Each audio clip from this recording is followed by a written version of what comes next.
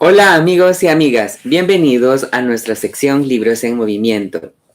Nos habíamos alejado un ratito de la sección Libros en Movimiento ya que estaba un poco mal de salud y por ese motivo no habíamos podido tener Libros en Movimiento durante esas 3 semanas en el cual estuve un poco mal de salud, pero ahora ya hemos regresado y ya estamos nuevamente activos para poder seguir hablando acerca de libros en el cual se trata esta sección Libros en Movimiento en el canal de YouTube.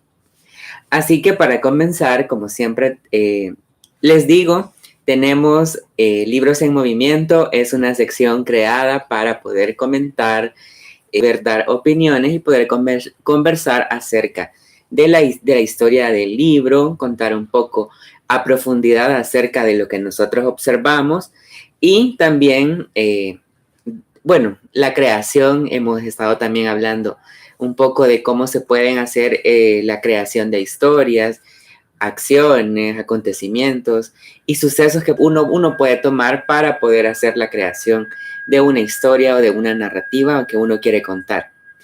Pero este día vamos a hablar y vamos a darle seguimiento a la historia que estábamos llevando, que se llama Destellos de Luz.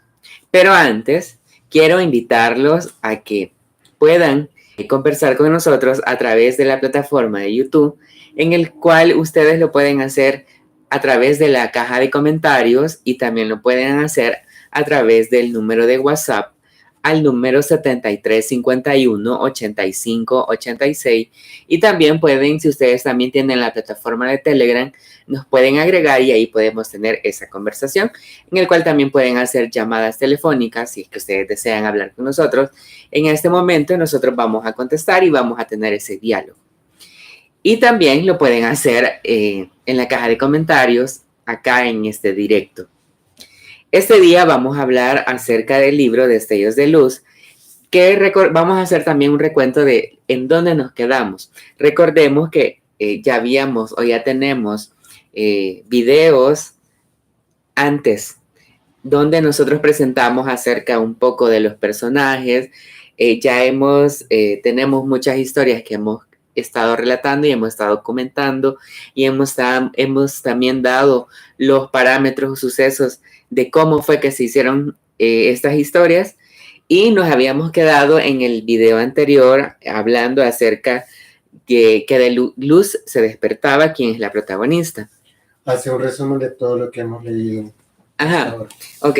Bueno, iniciamos con conociendo un poco el personaje en el cual en el primer capítulo hablábamos acerca de Luz, las características que tenía Luz y nos decía de la forma, nos daba muchas características de su pelo, de su rostro, de los acontecimientos o cómo era ella en su personalidad. Luego en el siguiente estábamos hablando acerca de cómo había sido la crianza, sí, la crianza de ella y aparecía otro personaje que era quien la cuidaba y teníamos ahí en pausa eso porque solo nos daban un poco de este personaje, pero nos decían, no decía quién. Luego en el siguiente ya nos da el nombre de este personaje, quién es que cuida a Luz y empiezan a tener este acontecimiento donde ella ve visiones y ella no podía entender qué es lo que le pasaba. Luego en el siguiente se habían ido al jardín. En el jardín había una planta que a Luz le gustaba mucho y esta persona la lleva al jardín y hace un recuento de esa flor que le recordaba a Chepe, que era su esposo. Luego en el siguiente aparece que están en el jardín, se regresan y se van se van a la cama. Pero antes de eso, bueno, en el jardín tienen Luz tiene no sé cómo decirle, pero es como una crisis, exacto, una crisis porque ve cosas que ya hemos leído, y si ustedes se interesan qué cosas son, pueden ir en los videos y pueden estar o pueden escuchar qué acciones o la crisis que tiene el personaje, en el cual esa persona que la cuida no sabe cómo tratarla, solamente la deja ser. Luego de ahí se despierta del sueño, se van al dormitorio. Sí. Quiero ver, sí, están ahí, luego regresan a la casa, están en el jardín. No, mejor continuemos a partir de que ella despertó de su sueño y que darle pie al siguiente cuento. Ok, bueno, entonces nos habíamos quedado donde Luz se había despertado, porque recordemos que estaba dormida y estaba soñando. Y entonces en eso Luz se despierta y le cuenta de que había soñado que estaba soñando que había ido a Los Parales y que se había encontrado con una persona que le había dicho de que no eran este trabajo no era para mujeres, y relataba un poco acerca de que sí, o sea, que ella había vivido con su tía y le había enseñado de que ella tenía que hacerlo todo porque no tenía que estar, digamos, esperanzada de que un hombre le hiciera esas cosas. Entonces de eso se trataba.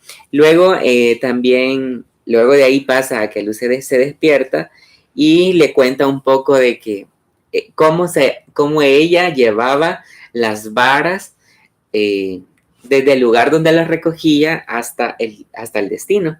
Y que para nuestro asombro y también sí fue un asombro cómo era el procedimiento de traslado de un punto A al punto, digamos, C, en el cual hacía 3 pausas.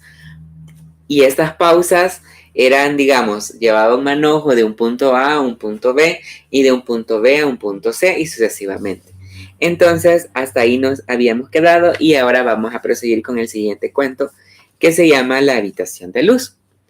En la habitación de Luz, que es lo que le había dado así como un preámbulo anteriormente, acá vamos a ver qué le pasa a Luz. Entonces, se titula La habitación de Luz. Luz no deja de regañar a Elena todo el camino. Llegan a la habitación, que no es muy grande, pero tampoco es tan pequeña. En ella hay una cama en la que caben 2 personas cómodamente. 2 mesas de noche, una a cada lado de la cama, un espejo con su repisa. En la repisa se pueden apreciar algunos objetos, ninguno relacionado con la belleza, salvo una peineta. Junto a la peineta está una Biblia abierta, con un rosario que uno de sus hijos le había regalado.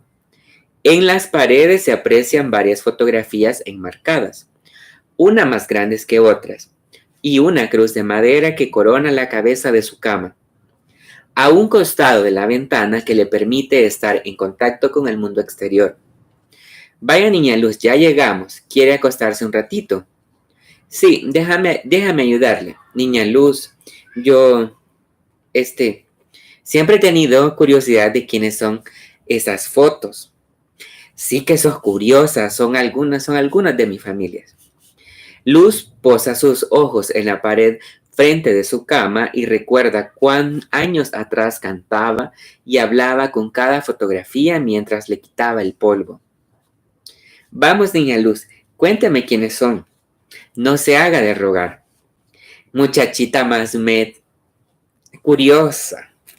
Ya no las distingo muy bien, pero quita esa foto de la pared y me la das para tratar de distinguir quién es. Elena, ni lenta ni perezosa, camina hacia la pared y toma la foto de un hombre de buen ver, como de 30 a 40 años, de cabello negro, con escasos pelos en sus bigotes, vestido con una camisa de manga color amarillo. ¿Quién es ese señor tan guapo? Luz toma con sus 2 manos la fotografía y la acerca a su cara, casi mete su nariz dentro de la foto para lograr distinguirla y reconoce al buen mozo de su marido, Chepe. La aleja y la pone en su pecho, la abraza y lanza un profundo suspiro diciendo: es de Chepe, el tata de mis hijos, su esposo. ¿Y cómo se conocieron? Entonces, lo que podemos observar en este cuento, hay varias situaciones que a mí me llaman mucho la atención y que vamos a hablar un poco. Primero, digamos, Luz se lleva a...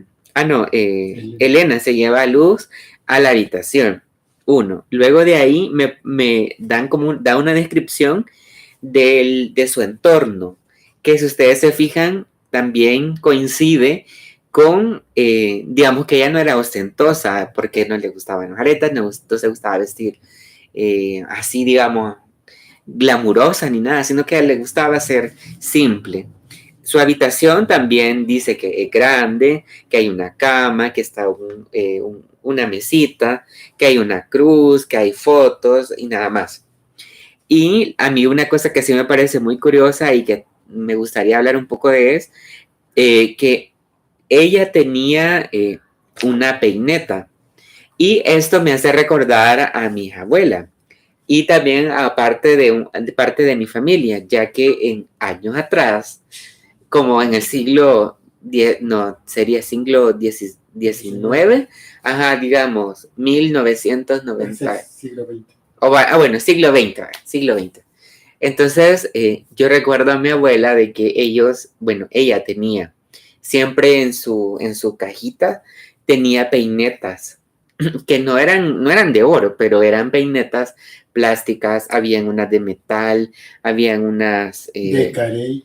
Ajá. De que hacían los lentes. Ajá, exacto, de carey. Y eran adornadas con piedras que no eran de gran valor, sino que eran piedras decorativas, de color, habían esmeraldas, habían tipo rubíes. Bueno, asimilaban ese tipo de peinetas. Entonces, esta peineta yo recuerdo a mis abuelitas porque se arrollaban el pelo, no sé qué, digamos, se lo peinaban así, se lo enrollaban y se colocaban esas peinetas para adornar el cabello. Entonces, yo agarré ese elemento de la peineta como un símbolo en aquel entonces que se utilizaba para adornar el cabello y al mismo tiempo, no sé si a ustedes les pasa o no sé si tienen esta costumbre de colocar fotografías de familiares, ya sea de papá, de mamá, de hermanos, de tíos, de abuelos, en las paredes. Porque en mi caso yo he notado mucho eso en varias familias que conozco y así conocidos, en el cual cuando uno entra a sus casas lo primero que ve son fotos de familiares, ya sean fallecidos o ya sean vivos, etcétera. Pero siempre yo siento que es algo como una cotidianidad del salvadoreño de colocar fotografías de estas personas o ya sea de familiares en las paredes y me pareció muy importante o sea, como símbolo de, no sé si podría llamarlo símbolo de decoración en la habitación de Luz y además también la cruz, porque recordemos de que, bueno, hay muchas familias que son cristianas, pero hay otras familias que son católicas y dependiendo de la religión, pero siempre mantienen como símbolos dentro de sus casas. Y en estas también pueden ser la Biblia que aparece aquí, que dice que a la par, junto a la peineta también se encontraba una Biblia y que también muchas, no sé si, no podría globalizarlo todo así, pero yo también he conocido a familiares que está la Biblia presente, ya sea en la habitación, ya sea en la sala, ya sea en algún lugar destinado para la oración. Y es como, bueno, es un símbolo de que, o sea, somos religiosos y que también, bueno, pueden pertenecer a una religión o una religión, etcétera, o se congregan, etcétera. Entonces me pareció poner este elemento acá. Y además, también, una cosa muy curiosa es que si ustedes se fijan en la curiosidad de Elena de conocer quiénes son esas fotos, porque recordemos que Elena ha llegado a la casa de Luz a cuidarla, pero no sabemos ni de dónde viene, no sabemos si tenía conocimiento de ella o si es una persona porque no, o sea, no se ha narrado todavía cómo es Elena y de dónde viene, etcétera. Entonces la curiosidad es que puede ser que ella la cuide, ve toda su decoración y hasta ahora le está preguntando quién es. O sea, le da como esa curiosidad de decirle a Luz, mire, pero y estas fotografías que están ahí, ¿quiénes son? Y para sorpresa de nosotros, dice, o sea, sabemos que Luz tiene este problema de que tiene glaucoma, entonces no distingue muy bien, entonces hace de que, o sea, baje un cuadro, un cuadro donde está la foto y se la da para saber quién es y se la acerca, o sea, dice, se le acerca casi topando la nariz para ver quién es y le dice que es Chepe. Y entonces, pero si ustedes se fijan, en esa foto dice que es una edad de entre 30 a 40 años, de cabello negro, escasos pelos, de bigote, o sea, no tenía bigote, y una vestimenta de una camisa larga color amarillo, o sea, ya existía el color. A mí lo que me sorprende es que muestra todavía amor por Chepe. Sí, porque recordemos que en los cuentos anteriores decía de que el único que la había podido domar, porque así dice, había sido el bolo de Chepe. Pero acá sí nosotros vemos, aunque él ya falleció, bueno, no sabemos si falleció o no falleció, pero si tiene una foto ahí es porque la ve y dice que es el mozo y el marido de Chepe. Entonces no sabemos, podemos intuir, pero no sabemos todavía. Y dice que es el tata de los hijos, de ella, ¿verdad? Y todavía lo reconoce, o sea, lo ve y lo reconoce. Entonces es como una descripción del suceso que pasa en la habitación de Luz. Ahora vamos a pasar a otro que se llama Luz conoce a Chepe, porque recordemos que Elena le pregunta cómo se conocieron. Entonces, este cuento o esta parte del cuento deja esa introducción para poder saber cómo se conocieron. Ahora sí vamos a conocer cómo se conocieron, porque también era una duda que nosotros teníamos en los cuentos anteriores, de decir, ¿y cómo fue que se conoció? Pero ahora nos van a decir cómo se conoció. Y en este cuento vamos a ver que Luz conoce a Chepe. Sí, Chepe, el tata de mis hijos. Pues sí, pero ¿cómo lo conoció? Nos conocimos en nuestro cantón. Él era de la familia Campos y yo de los Cañengues. Era un hombre muy parecido. Era muy alto, trigueño, ojos cafés y pelo colocho. Laura me había dicho que cuando iba al molino se lo encontraba en la cancha jugando y que le gustaba. ¿A quién? ¿A Laura? A la Laura le gustaba. Ajá. A mí no se me daba nada. Como en la casa no había agua, nos mandaban a jalar agua de la vertiente. Esa vertiente nacía en una pequeña peña que estaba a una legua de la casa. Con Laura nos llevábamos los cántaros de lata, de esos que ves ahí que tengo en la cocina, todos oxidados. Esos eran los que cargábamos. Esos sin agua pesaban. Imagínate, con agua pesaban más. Pero despacio hacíamos los viajes. Hacíamos colas para poder llenar nuestros cántaros, pues todos los que llegaban llevaban más de un cántaro para llenar. Yo me llevaba uno y Laura se llevaba otro. Hacíamos varios viajes para llenar los barriles y la pila. Los caminos eran veredas, no como hoy que son grandes calles. En el bordo de su casa, cuando pasaba con el cántaro en la cabeza, Chepe me tiraba piedritas. Yo le dije a mi tía y ella me decía, dale duro a ese bicho cabrón que te jode. Así que una vez me lo encontré y lo paré y le dije que dejara de joderme, que si no le iba a montar riata. Pero en vez de pelear, el dundo de Chepe me decía que no fuera tan enojada, pero que así le gustaba, que era arisca. Me empezó a ayudar con los viajes, ponía el cántaro en sus hombros y en un buen tramo me lo llevaba. Pero la gente chambrosa, en la tortillería le llegaron a contar a mi tía que andaba de novia con Chepe, y un día me dijo: Luz, vení para acá. Yo asustada puse el cántaro en la pila y con un chilillo medio en las piernas. No entendí qué había pasado. Según la gente, yo me andaba acostando con Chepe. Me dijo: no quiero que vayas a salir con tu domingo 7, que ya muchos tenemos con haberte criado.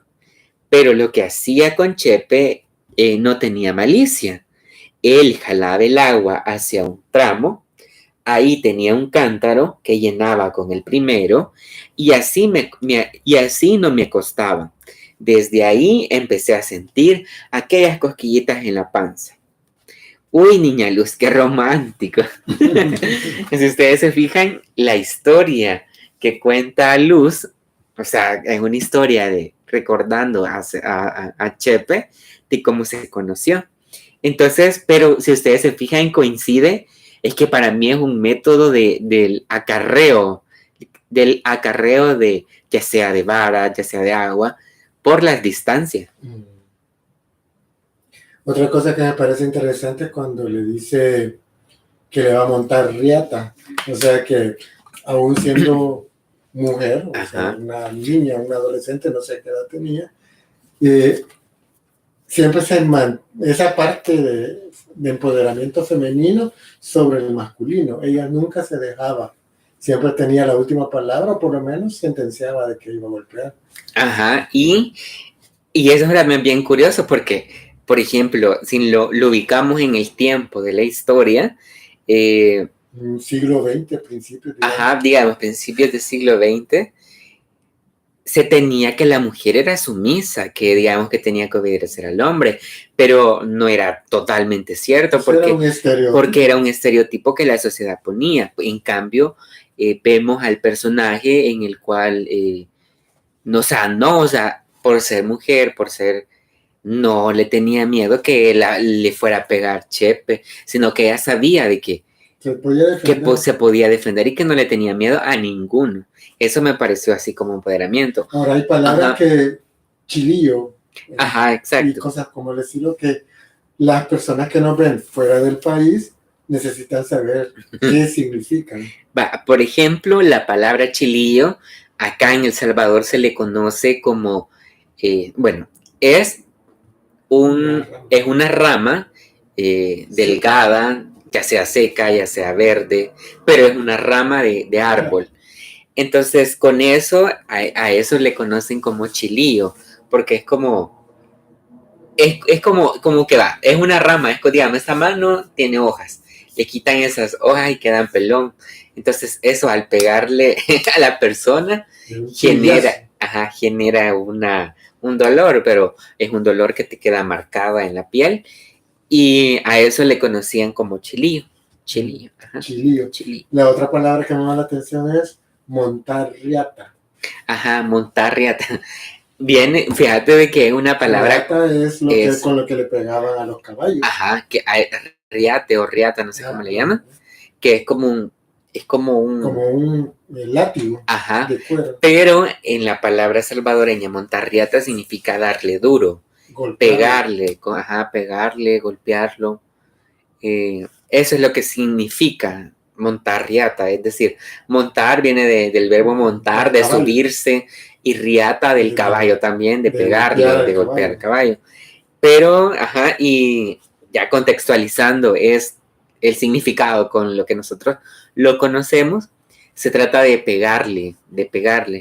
Pero también en esta historia me pareció muy curiosa. Bueno, hay muchos elementos que no sé si ahora pasan o no pasan. Uno es tipos de apellidos, que a mí me parece, aquí me dice Campos, acá Ñengue, Y eso también se veía años atrás, que digamos, si vos te ibas a casar o te ibas a acompañar o ibas a tener una buena relación con tu pareja, la sociedad te decía que tenía que ser de un buen apellido o tenía que ser de un apellido. Apellidos amigos. O apellidos amigos, exacto, o conocidos, o apellidos, etcétera. ¿Por qué? Porque no sé por qué en la sociedad o por qué hacen eso de decir, o sea, tenés que tener un apellido que sea libre o que sea, no sé cómo explicarlo, pero es como... Para mí es una herencia colonial. Sí, también, sí puede ser, exactamente. Porque la colonia siempre buscaba alargar los apellidos de abolengo o alargar, acuérdate de que en aquellos entonces, cuando una mujer se casaba, adoptaba el apellido de su marido. Ajá. Y entonces el apellido se perdía, digamos, del lado femenino. Pero casi a finales del siglo XX sucedió un cambio legal en el cual la mujer ya no necesariamente tiene que usar el apellido del marido, sino que puede seguir usando su propio apellido si ella quiere. Ajá. E inclusive se eliminó el de, ajá, que era un artículo de posesión del hombre sobre la mujer. Exacto. Entonces, pero a principios del siglo XX no era así. Ajá, y eso es lo que te iba a decir, de que por eso me imagino, no sé, la sociedad buscaba apellidos que fueran compatibles porque... como decís, o sea, el apellido de la mujer desaparecía y era cambiada por el apellido del marido, del esposo, del acompañante, y los hijos igual. Y los hijos, ajá, igual. Entonces, me imagino que por esa historia viene. Y otra cosa muy importante que tocaste es eso de que ya en el 2021, ya en el 2021, la ley ya estableció de que las personas... por lo menos en El Salvador. Ajá, en El Salvador podían, o sea, se eliminaba el de, porque decían de que el de era de posesión, porque dicen fulanita de no sé qué, entonces se quitó eso y ahora tienen la opción de poder decir, o sea, ¿cómo quieren que le llamen? Si de el apellido del esposo o su propio apellido. Y yo he visto muchas personas que ya no utilizan el apellido del esposo, y es una parte muy importante para la evolución que se ha tenido del derecho de la mujer. Ajá. Otra cosa que me pareció muy bonito y que no sé si todos los salvadoreños y los que están afuera del país conocieron los cántaros de lámina. ¿Por qué? Porque los cántaros... Honestamente, yo vi cántaros de plástico, pero de lámina, no. Nunca en mi vida. Fíjate que yo sí he visto, en mi caso, yo utilicé igual cántaros de plástico, pero dentro de la familia habían cántaros de lata que no se utilizaban por lo pesado. Y ustedes también, se han ido a Taco o han ido a pueblos o así afuera de la ciudad, pueden encontrar este tipo de elementos que es el cántaro de metal o de aluminio, no sé cómo le llaman, y fue un instrumento para la recolección ya sea de agua lluvia o de agua potable o de vertientes, como dice aquí, que se utilizaban para el traslado del agua hacia las casas, porque recordemos que en El Salvador o en San Salvador o en la región donde donde se desarrolló esto, el agua potable no existía. Todavía. Hay comunidades en El Salvador que no cuentan con acceso a agua potable. Exacto. Y hay algunos otros lugares que tienen chorros y todo, pero no les llega el agua potable a diario. Entonces el servicio de agua potable o el agua como tal sigue siendo un problema sigue sufriendo un problema de escasez en el país. Sí, ajá, porque a eso es lo que iba, o sea, la historia te cuenta eso de que no había. No hay no, pero en sí el cuento te dice de que no había un acueducto o como le conocemos ahora como ANDA, no existía eso, que llegaba el propio agua a tu casa, sino que estas personas iban a recolectarlas en grandes trayectos por medio del objeto que era el cántaro, y que el plástico no estaba en boga, sino que era el metal, y entonces eso pesaba, más pesaba o los de barro. O puede ser también de barro, puede ser que antes hubieran estado los de barro y luego de ahí aparecieron eso. Y lo que vos decís es cierto, que en la actualidad, o sea, nosotros, digamos, abrimos un chorro y nos cae agua. Bueno, en la mayor parte de casas. Sí, porque hay sectores de San Salvador que sufren la escasez, pero digamos, hablando de que aquí ya hay acueductos y todo eso y así, pero en cantones, pueblos, caseríos, valles que están en las zonas altas, por ejemplo, aquí en San Salvador, por ejemplo, en las zonas altas, ahí no hay todavía agua, sino que llevan pipas. Y así sucesivamente. Y a veces tienen el tanque a la par. Ajá. Y no tienen acceso a agua potable. Por ejemplo, fíjate, en mi caso, yo conocí a una persona que se ingenió para hacer la recolección de agua lluvia. O sea, al no tener agua potable en acceso inmediato, lo que hicieron fue construir como piscinas. Ajá. Eran repositorios que cuando llueve recolectan esa agua y les duraba, bueno, la mitad de un año le duraba. O sea, pero era solamente para lavar, para el baño, para las plantas. Para los animales. Ajá, para los animales, es cierto, para los animales, porque tenía animales. Pero siempre luchaban para beber agua, porque sí iban a las zonas más cercanas, a las colonias más cercanas, a pedir agua potable y se lo llevaban con cántaro. Entonces el elemento del cántaro siento que fue un instrumento muy importante dentro de la historia, porque nos está diciendo, si nosotros no bebemos agua y no tenemos agua, o sea, es un elemento vital para el ser humano. Entonces, ese momento de recolección del agua, para mí es impactante.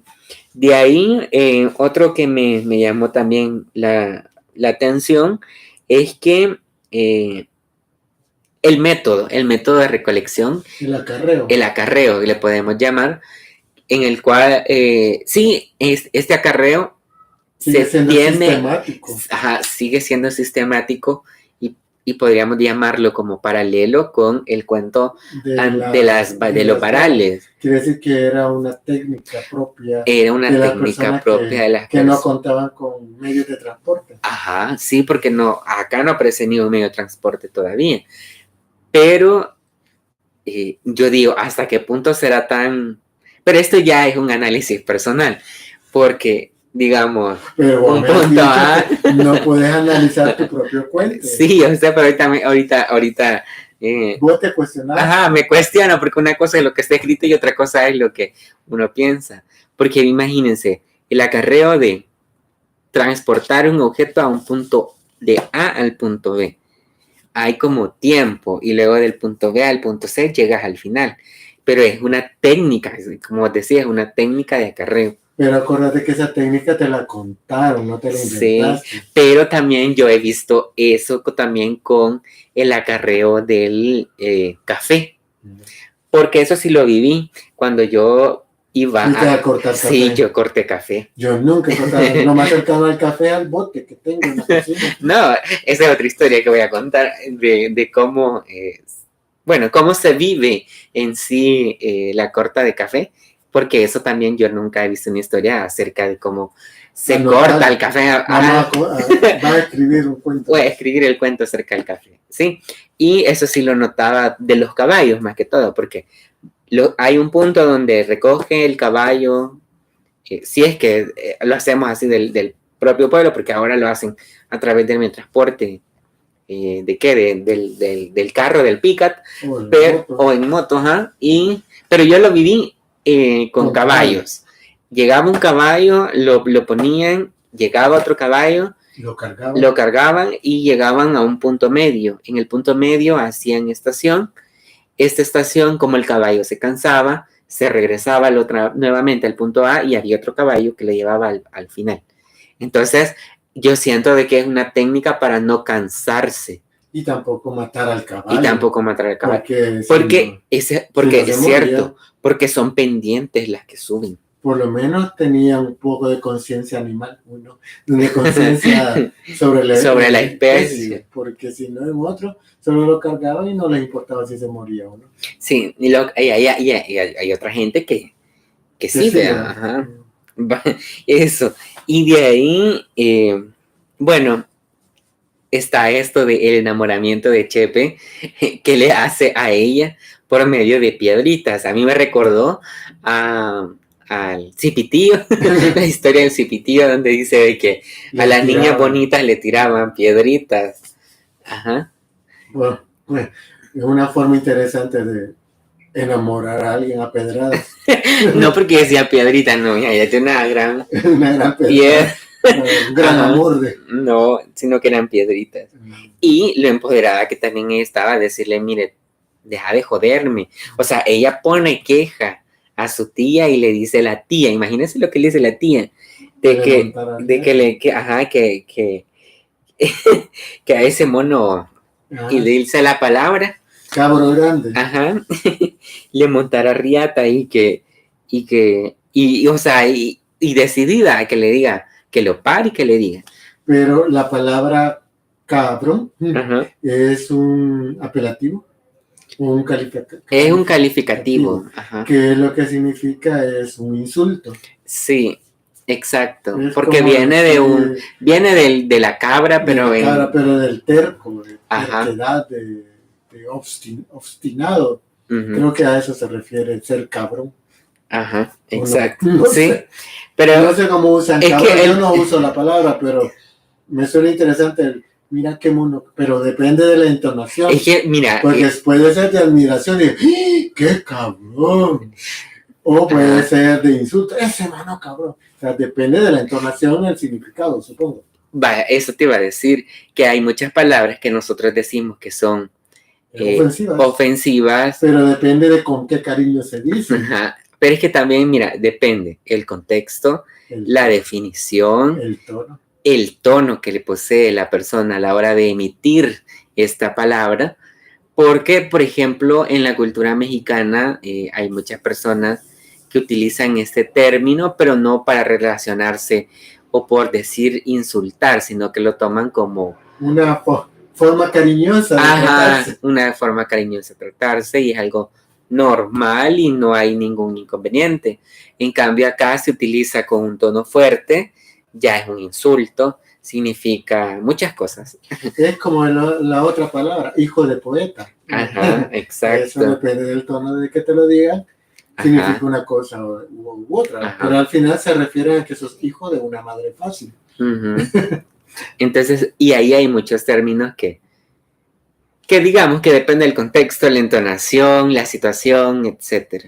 Por eso para los que hablan inglés, francés o alemán, el español resulta muy complicado por tantos vocablos regionales que existen con significados parecidos pero diferentes.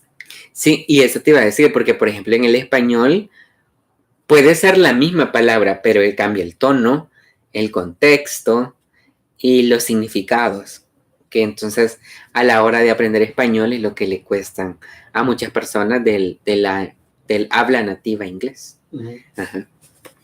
Y luego de ahí hay otra cosa que también a mí me pareció muy, muy interesante, que dice que según la gente, digamos, porque como Chepe le ayudaba a acarrear agua a Luz, la gente empezó a hacer chambre. Y el chambre acá en El Salvador es son historias que no son verdad, o mitad verdad, y que le van aumentando y que la gente se lo va contando, y que es bien interesante, es una narrativa que se cuenta, se transmite vía oral, y esta vía oral le van aumentando, le van quitando, lo van transformando hasta el final que llega a ser algo totalmente distinto. Exacto, a ser algo distinto y que se le conoce como chambre porque no es oficial, no es original, no ha sido fake news de hoy, ¿verdad? Las fake news de hoy, para llevarlo a los términos actuales. Ajá, exacto. A las noticias falsas en las redes sociales. Eso es un chambre.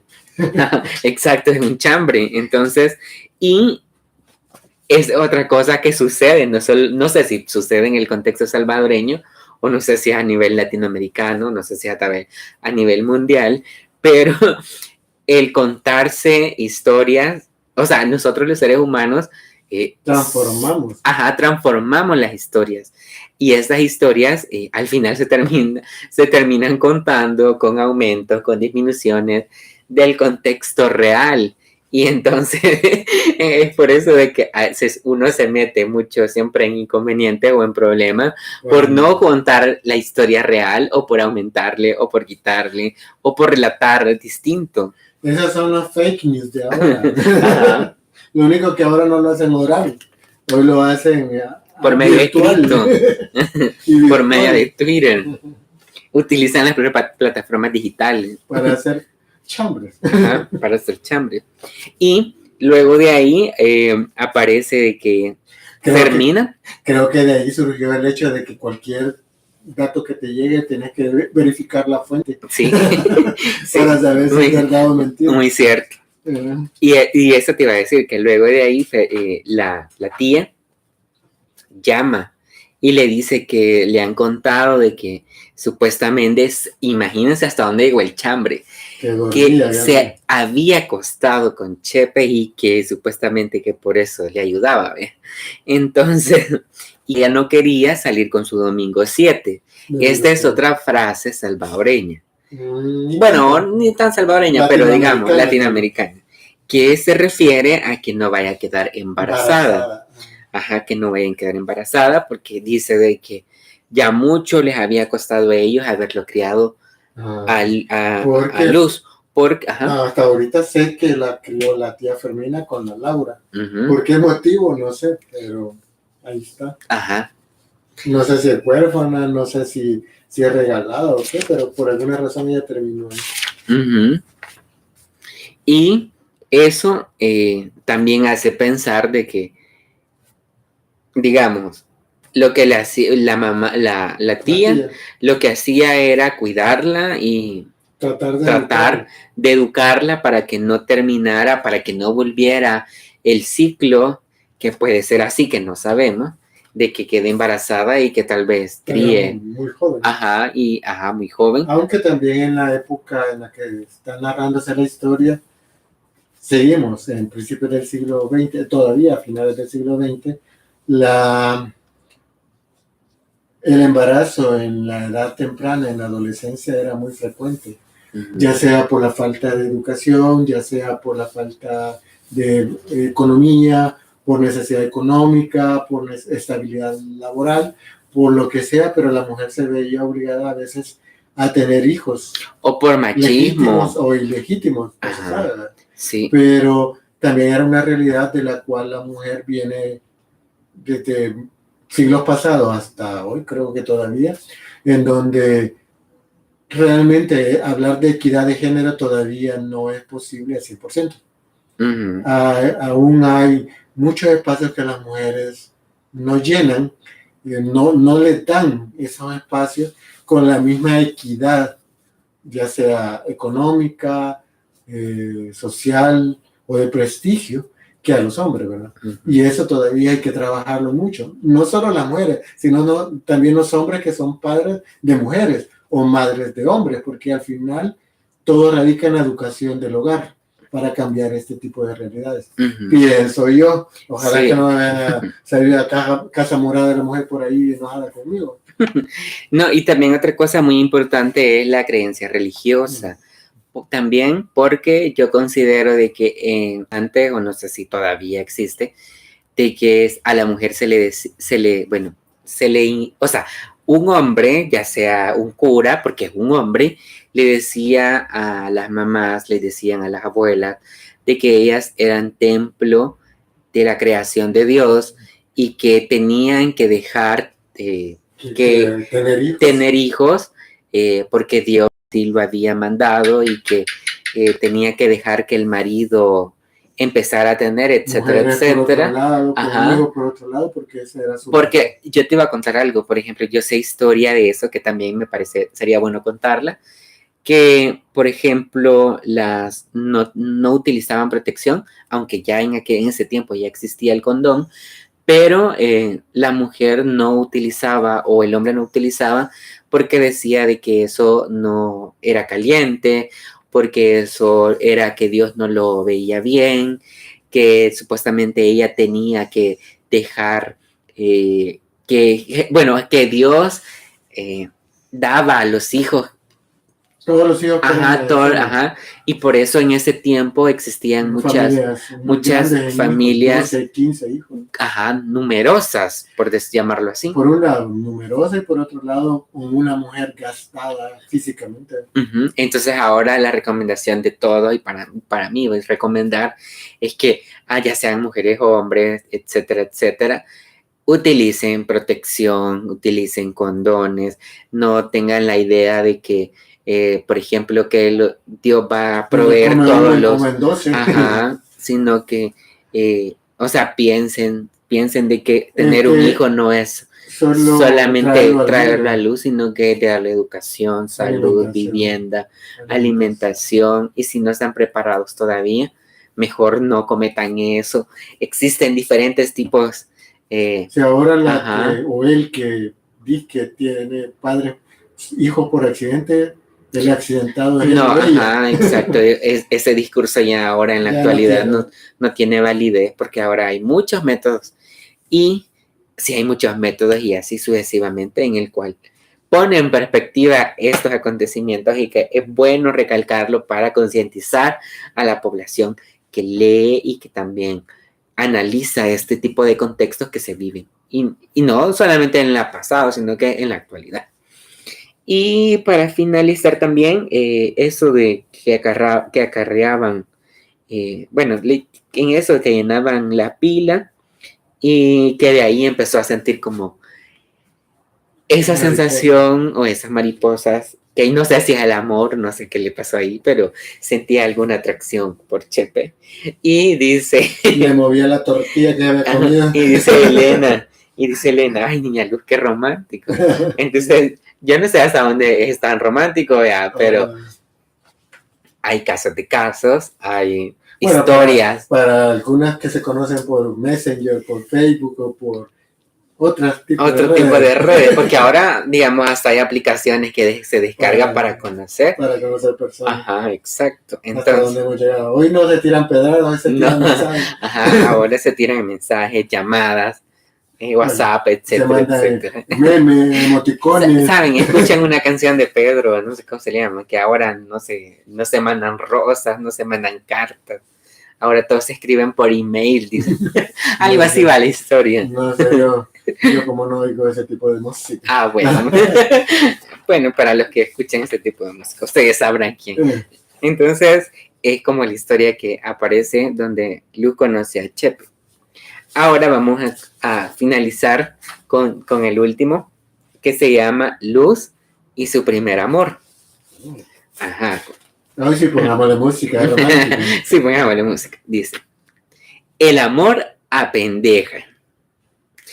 Y por eso te digo que y por eso te digo que que no tengas hombre.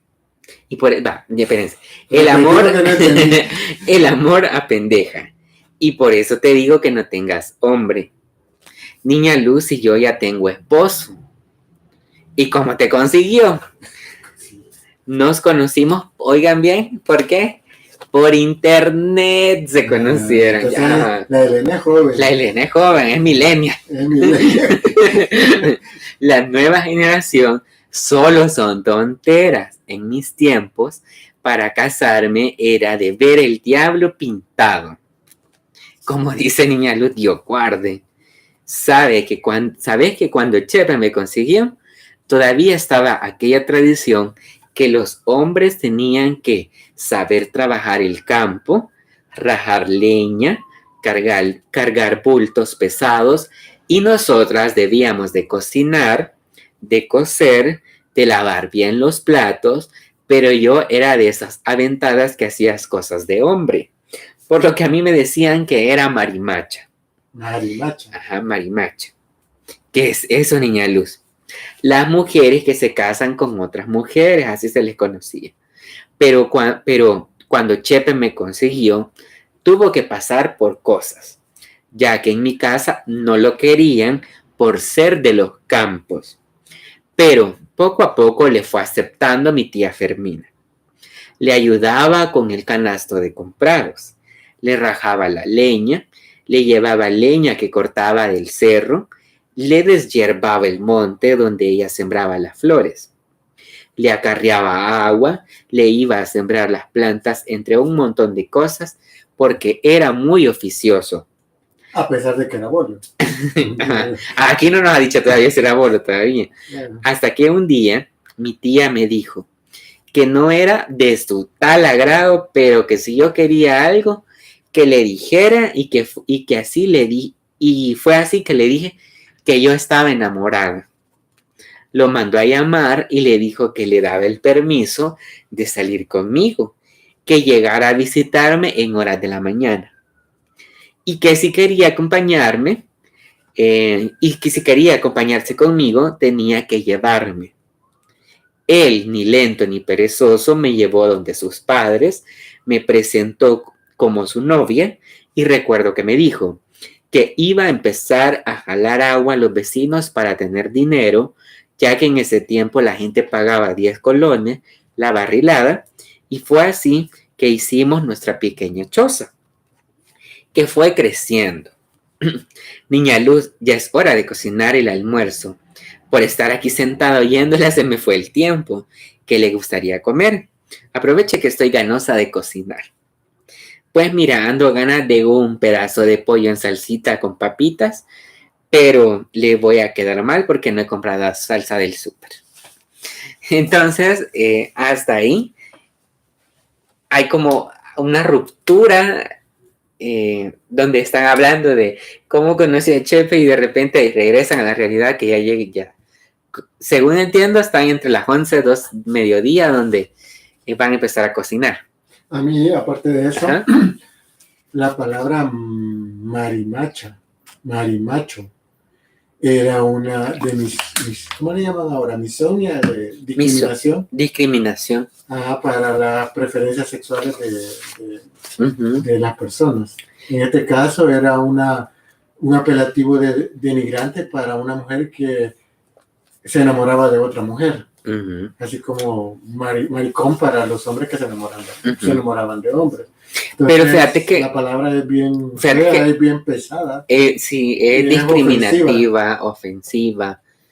Y sí, la verdad sí. Y aparece aquí como ese término de marimacha, pero no en el sentido de quererse acompañar con otra mujer, sino por tomar acciones que solamente lo hacían los hombres, como por ejemplo que iba a cortar, agarraba el machete, cortaba leña, traía leña, jalaba leña, porque esa es una cosa que te voy a contar, que muchas personas, o sea, por ejemplo, cortaban leña y se ponían las rajas de leña en el hombro, aunque eran mujeres, y no en la cabeza, porque, ahí también viene esto de los estereotipos, porque, por ejemplo, la mujer debe llevarlo en la cabeza, si vos se lo ponías en la cabeza, ya eras maricón. Si la mujer se lo llevaba en el lomo, era marimacha porque en el hombro, era marimacha porque supuestamente no cargaba en la cabeza. Y así muchos estereotipos que la sociedad les ponía, o todavía no sé si les pone, a muchas personas por hacer acciones o por hacer, digamos, que no son los estereotipos como ideales que la sociedad te presenta. Como eso de los colores, que el celeste de hombre, el rosado de mujer. Si al final los colores no tienen género. Cabal, y ese es otro tipo de cosas que deberían de irse cambiando. Porque, por ejemplo, si yo me quiero poner una camisa rosada, el color no te indica si la preferencia sexual. O, por ejemplo, el azul. No te resta masculinidad. O, por ejemplo, hay otras personas que utilizan el azul, el morado, y son colores que supuestamente la sociedad te lo ha puesto como, esto es para niña, esto es para niño, esto es para... Entonces o eso, los oficios también. O los oficios también, que por ejemplo por barrer, por trapear, por limpiar, por cocinar, también era como... Hoy los chefs son los mejores cocineros. Los mejores cocineros, exacto. Pero también hay mujeres. Y los mejores motoristas son mujeres. Ajá. Manejan tráiler, aviones, helicópteros, o están en la policía o están en el ejército. O sea, ya el concepto de género en el oficio, en el trabajo, en la profesión, también se ha ido democratizando. Sí, y evolucionando. Más inclusivo. Sí, y así debería irse cambiando. Por ejemplo, si hay muchas personas que les gusta un oficio, por ejemplo, albañil, etcétera, etcétera. O sea, si te gusta, hacelo, pero hacelo bien. ¿Me entiendes? Eso solo me recuerda en el viaje que hicimos a Laguna de Alegría. ¿Te acuerdas que en la Laguna de Alegría había una cancha de fútbol? Sí. Y en la cancha de fútbol algo que me llamó la atención es que todos estaban jugando y había una señorita, ya entre el 17 y 20 años, digamos, que gritaba más que cualquier fan de fútbol de esos machos alfa pecho peludo, ¿verdad? Pero le gritaba con de que se movieran, de que tiraran la pelota, que no fueran que tiraran bien, que no dejaran sola la para eso, hasta ahí yo veía que todo el mundo alrededor de ella solo la miraba y se reían y hablaban con ella y todo. La gran sorpresa para mí fue que en el siguiente partido se quitó la ropa, se puso sus calzonetas, su camisa y se metió a jugar.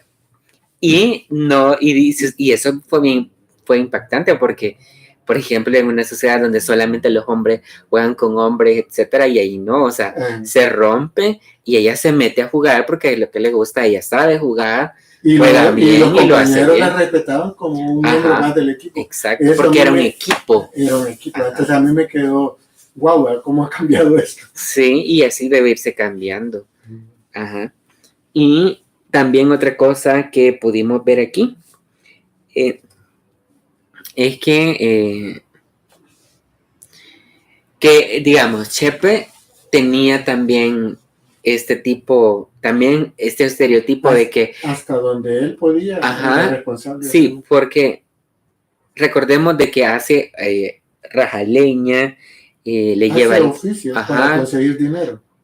Sí, pero para poder conseguirla, porque la familia lo que le decían de que es como que él no era responsable, entonces él lo que empezó a hacer es que le rajaba leña, le iba a traer agua, le ayudaba con el canasto, desmontaba, chapodaba para poder sembrar las flores, o sea, era muy oficioso. Y de ahí es que le dan el permiso, aunque Fermina le dice que no es de su agrado. Sí, sobre todo porque creo entender de que los Cañengues y los Campos no se llevaban. Eran como apellidos que no se así llevaban. Como Romeo y Julieta, los Capuletos y los... Bueno, en Pedro Picapiedra, Vilmeta y... La otra. no sé qué Entonces, se ve también eso bien claro, en donde por ser apellidos distintos no se llevaban bien y que tal vez... Y que me imagino que a la tía Fermina no le gustaba también, porque tal vez ya sentía o ya percibía de que Chepe era bolo, o no sé qué historia tenía la familia, o no sé qué historia estaba detrás de esa historia. Entonces, pero era como, no, o sea, no le daban permiso y que al mismo tiempo cuidaban a ella, decir, mira, no te metas. Pero al final respetaban también la decisión.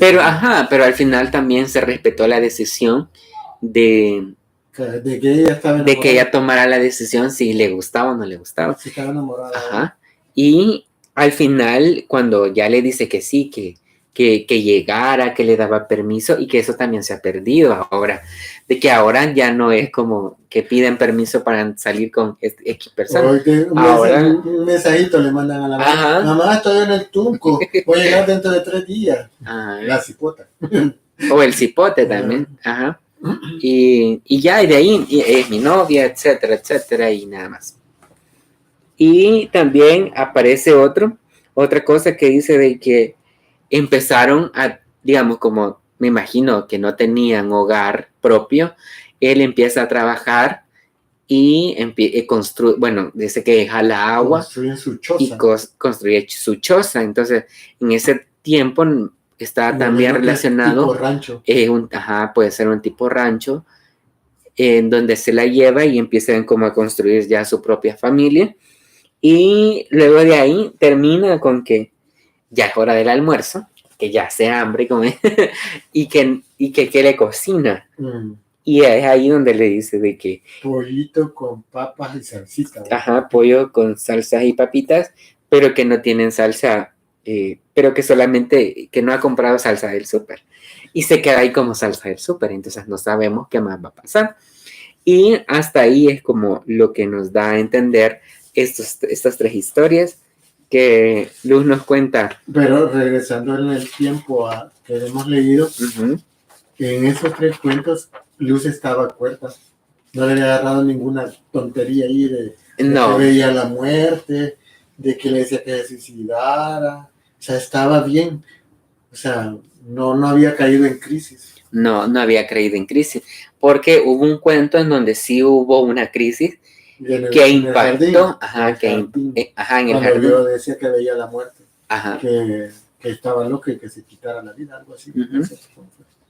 Entonces ahí sí tuvimos ese momento de que así que fue muy impactante a la hora de leer, pero si lo que vos decís es cierto, en estas tres historias ella ha estado cuerda, pero siempre utiliza el método de flashback, que es donde está presente pero hace un recuerdo al pasado o al presente, a un sueño, o una anécdota, que va dándole la historia, porque en sí todavía después vamos a darnos cuenta en sí la propia historia.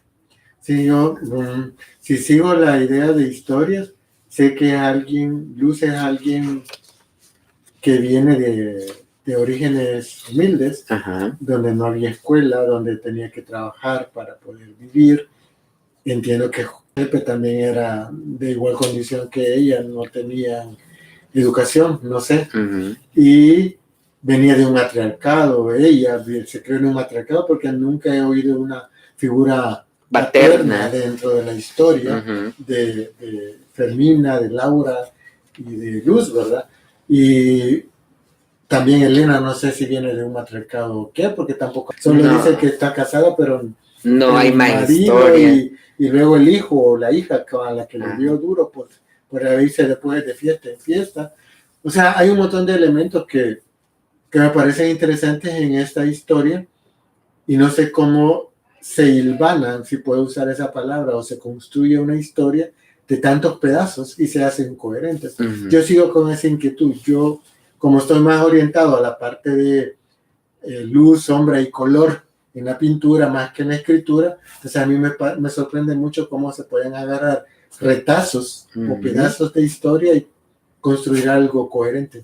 Sigo todavía con esa intriga. Pues eso es lo que vamos a hablar. Bueno, tal vez vamos a hablar al finalizar todo en sí el cuento, porque hasta ahorita nos está dando como una perspectiva en sí, el narrador de una historia central que luego tiene elementos que te decía que se le conoce técnicamente como flashback o flashback, en el cual se va al presente, al pasado, al futuro, y que estas historias están dentro de un mismo contexto narrativo, pero que no es la historia presente, sino que hay muchas historias que digamos, une a la propia historia, pero eso más que todo lo hace desde un punto de vista técnico, narrativo.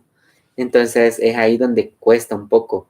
Digamos, si no llevamos la historia o no vamos teniendo los acontecimientos o los sucesos encajándose a la perfección, puede haber un punto en donde tal vez uno como lector se confunde o dice, ay, mira, pero aquí quedó el vacío. Sí, pero igual, si yo recuerdo las lecturas de Drácula, de Charlie, la fábrica de chocolate, de Alicia en el País de las Maravillas, ¿cuál es el otro que estamos leyendo? La ladrona de libros. La ladrona de libros se aparece. Hay muchos. Lo que sí veo en los 4 o 5 artefactos literarios es de que esa forma de poder construir historias, contando historias y describiendo personalidades, describiendo características, describiendo entornos o sucesos, es muy interesante. Nunca me había puesto a pensar en todo el proceso creativo que lleva el crear un libro, el crear un cuento, una historia, una novela, o sea, es una narrativa. Ajá, y esto te iba a decir que el proceso de creación, o sea, digamos, depende también del uso, yo siento que es el uso de técnica que puede utilizar el escritor, porque, por ejemplo... Pero esa técnica la enseñan, se aprende con la práctica, se aprende investigando. ¿Cómo? Pues yo podría decirte que debería de ser investigando y haciendo la técnica al mismo tiempo, porque hay muchos escritores que ya son natos, es decir, no tienen, o sea, digamos, sí tienen escuela, pero a la hora de escribir lo hacen de una manera que cuando vos terminas el documento es como, uy, ¿cómo hice esto? Pero no lo piensa a la hora de la escritura. En cambio, hay otros que sí, digamos, saben las atmósferas, saben los personajes, saben los acontecimientos, saben las ideas y saben más o menos por dónde debería de ir la historia. Y luego de ahí, pero ya está como ya creado para poder realizarlo. En cambio hay otros que no, que digamos, no tienen nada de esto, no tienen ninguna estructura de cómo guiarse y lo realizan, lo escriben por noches, por días, etcétera. Y al finalizar la historia, o sea, encontrás todos estos elementos cuando ya haces la revisión de la obra, porque siempre al finalizar, digamos, vos podés escribir todo lo que vos querás, pero va a haber un momento en donde te va a tocar hacer la revisión de la historia en los tiempos, porque a veces, por ejemplo, si empezás con presente, podés mantener el presente o solo el pasado o el futuro. Entonces vienen esos verbos, vienen las acciones, vienen los acontecimientos. A veces pueden haber historias que solo sean de relleno, que también, no sé si aquí van a aparecer algunas historias de relleno, que vos vas a... Yo recuerdo una historia de relleno en La Laguna del Libro, La Ladrona del Libro, que fue cuando se llevan todo un capítulo para describir a la esposa. A la esposa de Rosa. Ahí sentí un gran capítulo que solo hablaba de cómo era ella en su personalidad. Y eso se pudo haber ahorrado. Sí, cortado. Pero eso también es lo que te iba a decir, de que, por ejemplo, estas historias son de relleno, pero porque no tienen una base que sustente en la historia, es decir, al quitar esta historia se me cae todo el argumento. Digamos, vos podés quitar todo lo que vos querás, pero si no se te cae el argumento, son historias de relleno.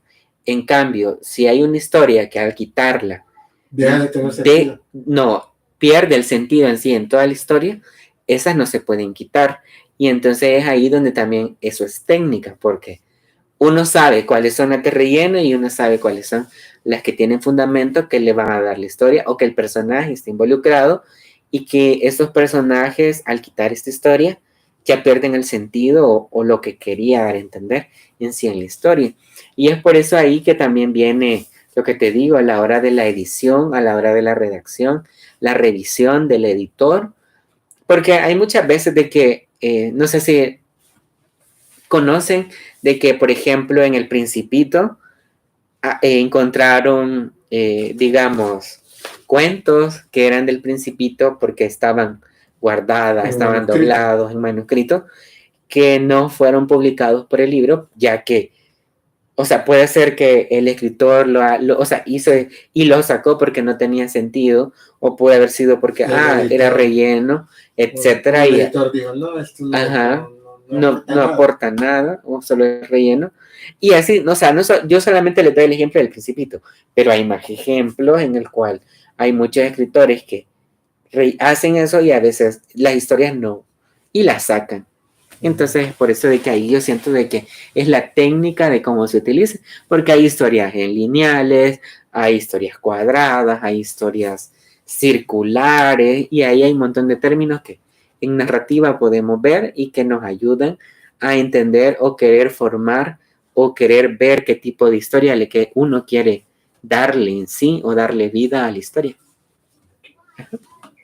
Entonces esos son como los elementos de técnicos narrativos que les podría decir a la hora de que ustedes construyan una historia que quisieran contar.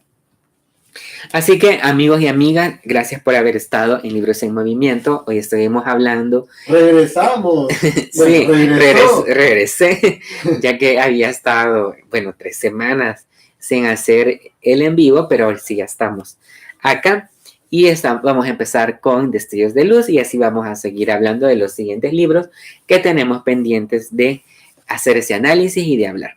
Así que recuerden, amigos y amigas, es Semana Santa. Es Semana Santa. Si se broncean, naden. Y si toman, no manejen. Ajá, cabal, si toman, no manejen. Si van a la playa, utilicen las medidas de protección, de bioseguridad, el tapaboca, lleven alcohol gel. Si tocan, limpien todo lo que vayan a tocar. Y antes de que te vaya a despedir, Benjamín Gómez te dice saludos, Eduardo. Hola, Benjamín Gómez, gracias por estar ahí pendiente. Y también te invito a que veas la retransmisión de los otros capítulos que tenemos de ¿cómo se llama? Destellos de Luz, en el cual hemos estado hablando. Y les decía de que si van a salir, utilicen tapaboca, lleven alcohol gel y disfruten las vacaciones. Si toman, no manejen. Observen los protocolos de bioseguridad en las personas que sirven comida, en las personas que atienden en los lugares, con los compañeros de viaje, ustedes mismos con nosotros, porque al final la responsabilidad de protección es de cada uno de nosotros. Ajá, exacto, cada uno de nosotros. Y si van a las procesiones, también utilicen tapabocas. Ahí no hay medidas de seguridad, pero ustedes hagan todo lo posible para tener un distanciamiento y coman muchos dulces y muchos dulces típicos y así sucesivamente, que es semana de engordar un poquito. Y invitarlos también a seguirme en mis redes sociales como Eduardo Crespin en Facebook, Twitter, Instagram y Telegram. Y seguirme también en el canal de YouTube, también como Eduardo Crespin. Denle like y dejen los comentarios que ustedes ayúdenos a crecer. Ajá, exacto, ayúdenos a crecer y compartan el video. Y compartan el video. Así que, amigos y amigas, gracias por haber estado ahí. Así que nos vemos a la próxima.